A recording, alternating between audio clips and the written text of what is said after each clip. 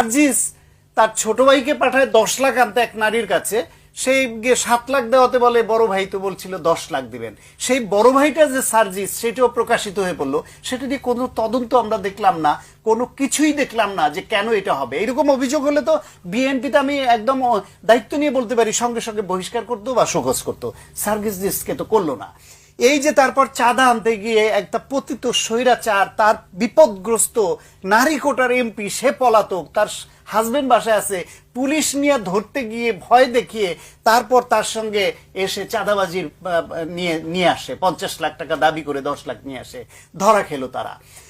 সারা দেশে সদ্য গঠিত 1 বছর হয় না এই দলটি হয়েছে, 6-7 মাস বয়সী একটা দল, তাদের ছাত্র সংগঠন যারা রক্ত দিয়ে দেশকে স্বাধীন করায় ভূমিকা রেখেছে, সেই সংগঠনের ছাত্র সংগঠন সারা দেশে কার্যক্রম স্থগিত রাখতে হয়। চুরি করলো কেন্দ্রীয় কমিটি, ধরা খেলো কেন্দ্রীয় কমিটি, জেলে গেল কেন্দ্রীয় কমিটি, আর স্থগিত করে দেয় সারা দেশের জেলা কমিটি। কেন্দ্রীয় কমিটি চোররা বহাল থাকবে, চোরদের যারা লালন পালন কর্তা তারা বহাল থাকবে, আর সারা দেশে স্থগিত করে দিল। মাহফুজ আবার যেটা